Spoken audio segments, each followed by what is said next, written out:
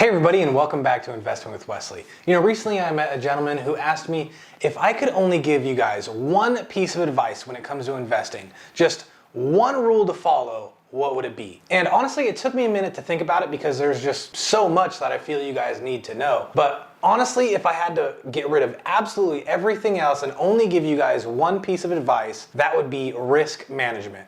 And today, that's exactly what we're going to talk about. So let's get into it. Okay, so for starters, let's talk about what risk management is.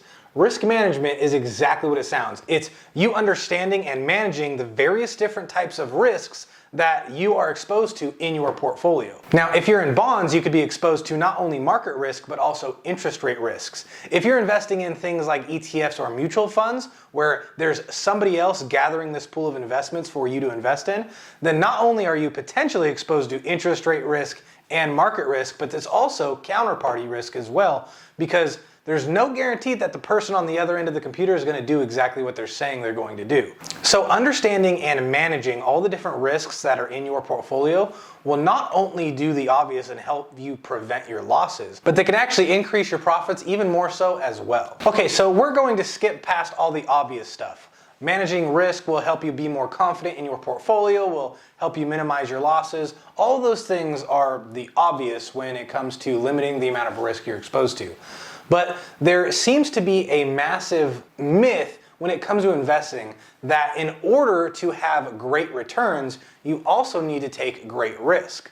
So if that's the common idea when it comes to investing, and here I am telling you to limit as much risk as you possibly can, it seems counterintuitive to think that if you limit a lot of risk, then you won't be exposed to a lot of upside either. And it also wouldn't make a whole lot of sense if that were true when I just told you that limiting risk could help you achieve even greater return. Now, how could that be possible if you have to take great risks in order to get great rewards?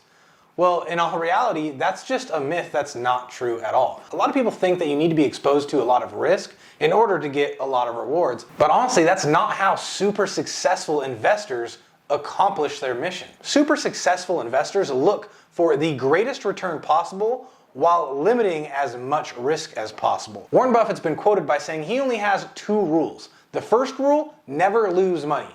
The second rule, rereading the first rule. So Warren Buffett, the Oracle of Omaha, has only one real rule, and that is to do his best to limit risk and to never lose money. On average, his portfolio has gotten 20% year over year, which is double what the S&P 500 gets. Now, I also tell you guys all the time, and it is still true today, that very few people can do and get the returns that he is getting. A lot of people cannot successfully pick the right stocks, time the market, or do anything like that long term. That's why you see a bunch of mutual funds failing to beat the market even though they claim to be beating the market all the time. But we've got off track. Instead of talking about Warren Buffett and his successful stock picks, we're talking about risk management. Now, the primary goal is to limit your risk. Now, how would one go about getting exposure to a good amount of return while also limiting the amount of risk that they have? Now, honestly, there's more than one answer to this question, but chances are you don't have exposure to any other answers that I'm going to give you.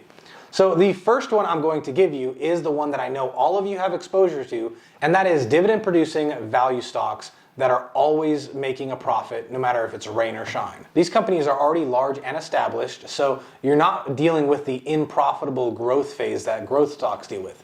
We're already in the value phase. We're already a name brand, so to speak, that's already producing a profit in this value phase of investing. And not only does value investing still give you the rise and fall of the stock price, and not only does value investing still give you a decent sized return when it comes to the share price going up and down, like the overall market does, value investing will often give you comparable results to investing strictly in value over a broad market index like the S&P 500. Most of the S&P 500 index is value stocks. But there's one downside about investing in the S&P 500 as a whole instead of just the value sector, and that is you almost annihilate all of your dividend opportunity.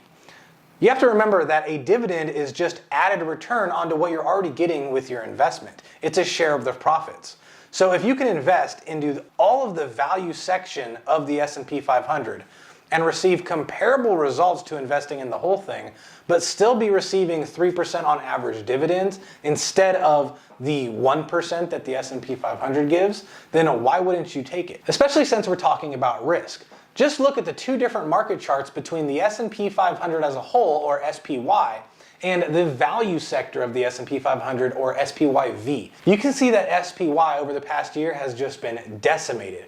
Whereas SPYV, although it has some significant ups and downs, it's already back in the positive and going upwards because value stocks are an all-weather, already established kind of portfolio. Understanding the risks in your portfolio and mitigating them will also increase your performance of the portfolio because it helps you get rid of unnecessary risk. If you're investing in a bond fund and bonds, then there's really no reason to be invested in the bond fund and deal with counterparty risk and other risks in that fund when you could just invest in the bonds directly. Now, I said a second ago that there's other very low risk products out there that give a sizable return, but you guys probably won't have access to them. Now, I'm not going to go into detail on what these things are, but I will mention them just in case you're lucky enough to have access to them. Okay, so the first one that I'm not sure if you guys would have access to or not is something called a structured note. Now, this is something that you get from a bank, and basically think of it like an advanced bond. Now, what it basically is you loan the bank your money and you come up with an agreement where they're going to invest that money for themselves, not for you. However, if there is upside, then you get a portion of the upside. But if there's downside, then similar to a bond, they just return your full premium. Now, there's a lot more to it than that, so obviously do your own research. But the reason I said this is probably not something you guys have access to is because, one, if you go to a bank and do it yourself, chances are you're going to be paying a buttload of fees all around this product because it's a hot ticket item for investors. Now, on the other hand, you could gain access to this through a registered financial advisor who has access to these things. But from the network I'm in, I'm pretty sure not a lot of financial advisors nowadays have access to these things. Another potential option that you could find at a bank where there's very low risk but a good amount of return is market-linked CDs. Now, I'm pretty sure all of you guys know or should know what a CD is, and this is basically the exact same thing, but it's also linked to the market. So you're guaranteed a 1-point-some-odd% interest year over year. No matter if the markets go extremely down or not, that is something the bank guarantees you.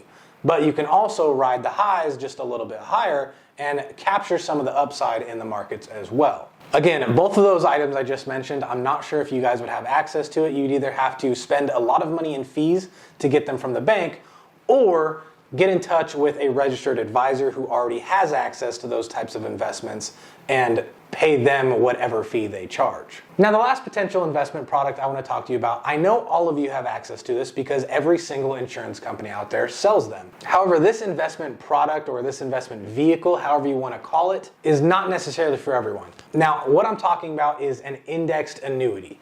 Now, an annuity is basically like a pension where you give the insurance company X amount of money, they invest it for you, and then when it comes time for you to retire or withdraw the money, that money is good up until you die. No matter if you run out of balance in your portfolio or not, just like a pension would work, even if you run out of money, the insurance company will still send you a check. The only difference compared to other annuities is that an indexed annuity will give you downside protection up to a limit, as well as capture upside gain. So you could have some indexed annuities that will give you a 25% downward protection. So the market has to dip more than 25% before you start feeling any losses. And on the flip side, you'll also be able to capture some gains. Now, on the gain is where the insurance company mostly makes their money. So they're not going to let you capture 100% of the gain. But if the market goes up 20%, you may get 10%, which is the market average, and the insurance company will keep the other 10%. Now, just like the structured note and the market-linked CDs, these are very high in fees. Now, some insurance companies out there won't collect any fees because the profits that they're going to be receiving from the investments breaking past the cap is all they're really looking for. Other insurance companies, like some businesses, are extremely greedy and will capture that upside as well as take a 3, 5, or even 7% in fees. So you definitely have to be careful and watch out for what insurance company you're going with if you choose this product. Another thing that I highly recommend you doing is putting that indexed annuity inside of a Roth IRA. Because an indexed annuity works like a traditional investment of buying and selling, all your gains are taxed deferred, not tax-free. So if you put this indexed annuity inside of the Roth IRA, then when it does come time to take your profits and retire, because it's in a Roth IRA, you won't have to pay taxes on any of your growth. It won't just be tax deferred. At that point, it'll be tax-free.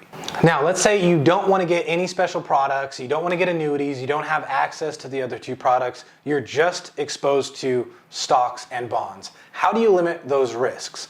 Well, the number one thing you can do right now to limit your risks and your exposures to individual stocks and bonds is to, one, understand exactly how that business operates. You need to understand how this business and this business and this business all operate. If it doesn't make sense to you, then you shouldn't be investing in it, even if all the fundamentals and all the analysis say it is a great investment.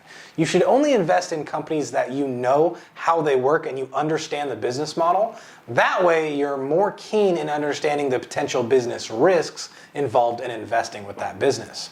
As an example, let's take the tobacco industry. I'm invested in Altria Group. Now, they're a tobacco selling company, but the important thing is I know they sell tobacco and I know how their business model works. So when California released legislation banning flavored tobacco products, especially targeting the Juul product line, which Altria used to own, I knew that their stock would be taking a hit because it's a hit directly on that company. So right when this news was announced, I opened up short positions. I didn't want to just sell the long positions I've been investing in for a very long time and capture all those capital gains. Instead, I just wanted to hedge my downside. So by betting that the stock would go down, I got a short-term gain on my short positions, sold those when I felt like it hit its bottom, and reinvested the profits back in buying long positions in the dip. Now, there's plenty of different ways to hedge against your downside in your portfolio as long as you understand the potential risks you're facing, which is why I'm saying risk management is the number one thing that you guys need to learn and need to focus on. If you're interested in the exact how-tos to limit the risk, how to short your positions as protection, how to use put options during the downside to hedge your investments, if you're interested in all that stuff, just take a look at my other videos because I've already released dozens of videos explaining to you how to exactly go about doing that. Another very lazy, very easy solution, instead of investing in individual stocks, is to invest in SPYV. That is the S&P 500's value sector only. Now, you're not necessarily capturing all the huge dividends that some other companies will have, but you would remain diversified across the S&P 500 value sector in a bunch of different sectors. So that is a very cheap, very easy, very lazy solution as well that anyone could do. I hope you got value in this video. I hope I helped teach you something. I hope I helped encourage you to relook at your portfolio and refocus on what's important, and that is to limit your risk as much as possible. If you have any questions, comments, or just want something addressed, I've dedicated Facebook, Instagram, and Twitter account. Feel free to message me there or just leave a comment down below. Either way though, the choice is yours, and I'll see you in the next episode.